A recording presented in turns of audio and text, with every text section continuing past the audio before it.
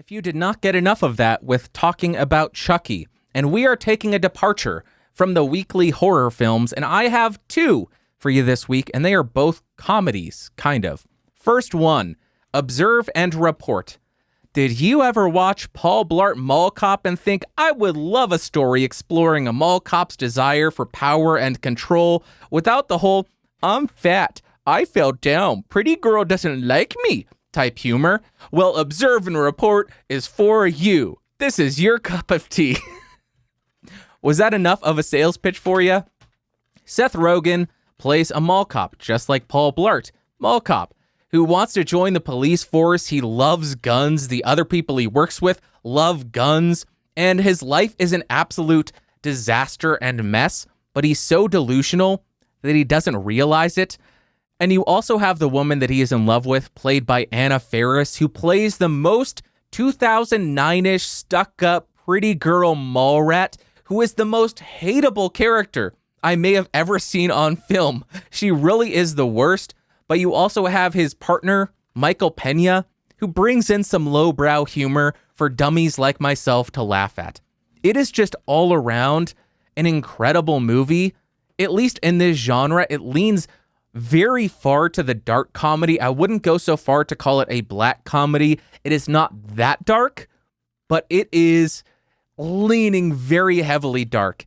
And I think this is probably my favorite Seth Rogen role I have ever seen. So if you're interested in delusional mall cops who love guns and love power, right up your alley. You're going to really, really enjoy this. Absolute blast to watch. The second film of the week, Empire Records. A classic, a legendary classic. This is another film I don't think I've seen in maybe 15 years, but on rewatching this, the film just spoke to me. It felt like a film made specifically for me because I think it captures the 90s music environment, the 90s music culture almost perfectly.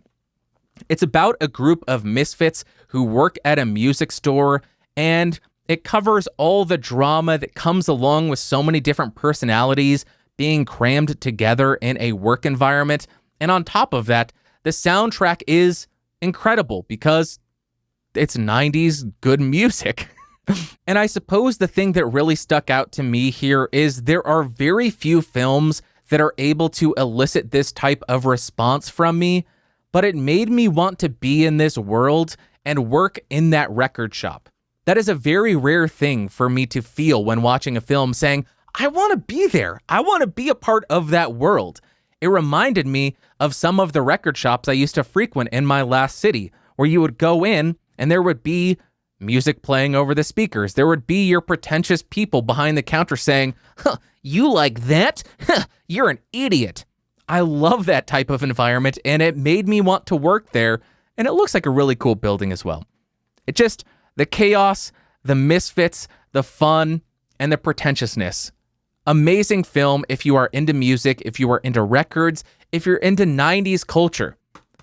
This captures all of it amazingly well, and I loved the film 10 times more than I remember it.